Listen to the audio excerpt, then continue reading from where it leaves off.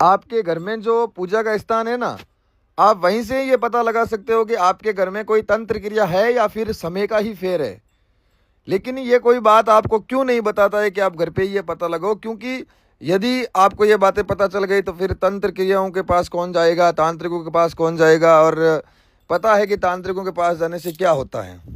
तो उपाय पूर्ण रूप से सात्विक है, आप अपने घर में ही उपाय कर सकते हो। परंतु इससे पहले एक दो बातें हैं वो आप जान लें कि जिस घर में तंत्र क्रिया होगी उस घर में शनिवार को, मंगलवार को और पूनम और अमावस को लड़ाई अवश्य ही होगी। इन जो भी मैंने दिन बताए हैं इनमें लड़ाई ज़रूर होगी या फिर घाटा ज़रूर लगेगा।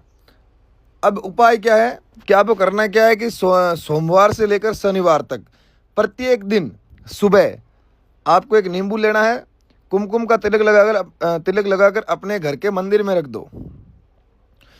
एक चीज़ याद रहे, मंदिर के पास में कटोरी रख देना।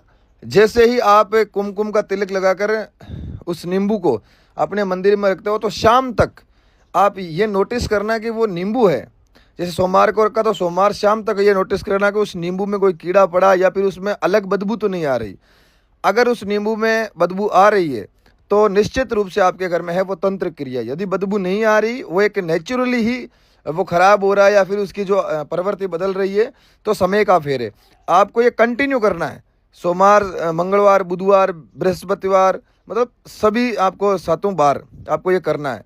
और अंत में जब रविवार आए तो उन सब नींबुओं को लेकर एक लाल कपड़े में बांधकर उसमें थोड़े से चावल, थोड़े से काले तिल, सरसों का तेल और गुड़ मिलाकर उस कपड़े को बांधकर आप किसी भी पीपल के पेड़ या फिर नदी नाले जो शुद्ध नाला होता है आप वहाँ पे रखाना। यदि आपके घर में किसी भी रूप से तंत्र क्रिया होगी तो एक तो वो नींबू है उसमें से अजीब सी शमशान के जैसी बदबू आना स्टार्ट हो जाएगी। ठीक है, एक तो ये होगा। दूसरी बात, जैसे ही आप 7 दिन ये काम करोगे तो 8वें दिन जैसे कि अगला जो सोमवार है उसको आपके घर में एकदम शांति सी महसूस होने लग जाएगी। लेकिन याद रहे आपको करना सुबह शाम, सुबह शाम, सुबह शाम है। या फिर आप सुबह से शाम तक एक नींबू यूज कर सकते हो या फिर सुबह शाम दोनों अलग अलग कर सकते हो, जैसे 24 घंटे में 2 नींबू।